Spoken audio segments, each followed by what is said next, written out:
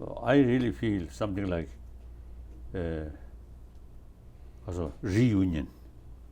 I know him since many years. This is your fourth time, right? Fourth time meeting? As Oh. president, I guess. Well, as president, maybe we touch about the current situation in Tibet and also China.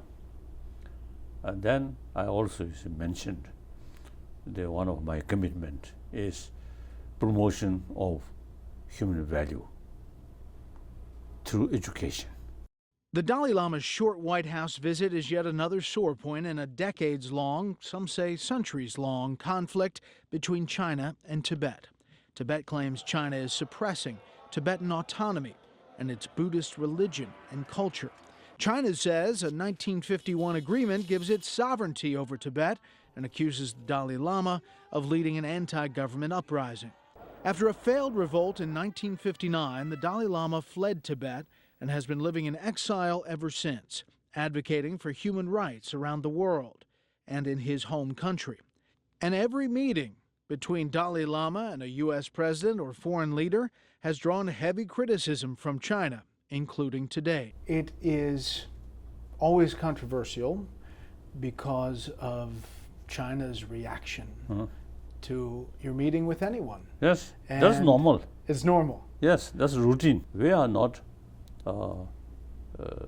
say, not thinking, not seeking independence. Remain within the People's Republic of China. It's our interest, provided we should have full right for preservation of our own culture, or rich Buddhist knowledge, knowledge of Buddhist philosophy, or these things. I think out of many Buddhist countries, many Buddhists, I think we Tibetan Buddhists, I think kept, I think best or more complete about Nalanda tradition. I think President Xi Jinping, you see, mentioned some time back, the Buddhism is important part of Chinese culture. So this is something, something new. Or leader of Communist Party, you see, mentioning some positive thing about Buddhism. Wonderful. In the past, you see, the communist system, they supposed to see follow atheism. So now people who really believe atheism, not much principle. That's fact now. So I think the Chinese people, including leaders, I think are getting some new experiences. So things will change. It's a tight control. It's that kind of system. It's no future. Quite sure. So it's the only question of time.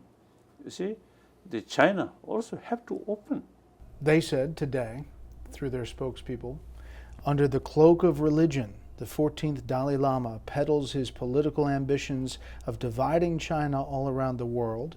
We ask all countries and governments not to give him any room to carry out such campaigns, even less risking arousing the firm opposition of 1.3 billion Chinese people. If we have opportunity to ask 1.3 billion Chinese each, I don't think it's the same view.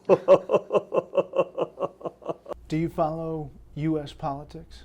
These days now, there's a report about your elections or the candidates, some sort of argument or criticism like that. And what do you think about it? So sometimes it's quite strange, but okay. Quite strange. I think American people, I think have this sort of ability to judge. So you will choose your leader, I think, the right kind of person. One of the issues is immigration and refugees. You're in essence, a refugee. You have now in Tibet an immigration issue with Chinese coming into Tibet to work. So when you hear about the U.S. grappling with that issue, what do you think from your perspective? While Tibet developing new constructions or like that, more and more Chinese workers also come. So limited number, okay, welcome. Provided they respect Tibetan culture, and if possible, eventually learn Tibetan, then not much problem. But eventually, the Tibetan area become Tibetan, the native Tibetan become minority, then it's difficult to preserve our culture, our language, these things. Then we have to think seriously. Some politicians in the U.S. are making the same arguments about immigration and border security and, limiting the number of people coming in. All white Americans come from outside. So I think, what to say, if they, because of the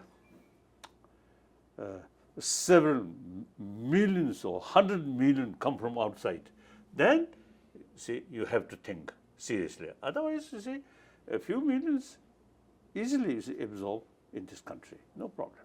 The White House said that you expressed condolences about the death in Florida. Your thoughts about that, and if, as we're learning, this is someone who killed in the name of religion? That's wrong. That's wrong. The very word Muslim terrorist, that I think wrong. The terrorist. They are not, strictly speaking, they are not practicing religion. The genuine Muslim practitioner, wonderful people. And Islam teach the practice of love. When they pray to Allah, Allah consider, infinite love. But the main threat that the U.S. seems to be facing is from that one place, a radical version, a perverted version of that religion, right? No, I think that's their use. The religion, if they use a certain Quran word, it's wrong. And actually, these people, I do not consider genuine Muslim practitioner.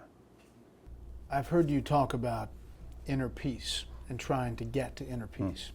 And in today's day and age, with all of these things and the technology that all of our families and all of our kids deal with, what do you say to a family that says it's running so fast and the world is so fast? I think we should be more compassionate human beings. For your own health, for your own inner peace or happier family, we need these things. Money will not bring inner peace.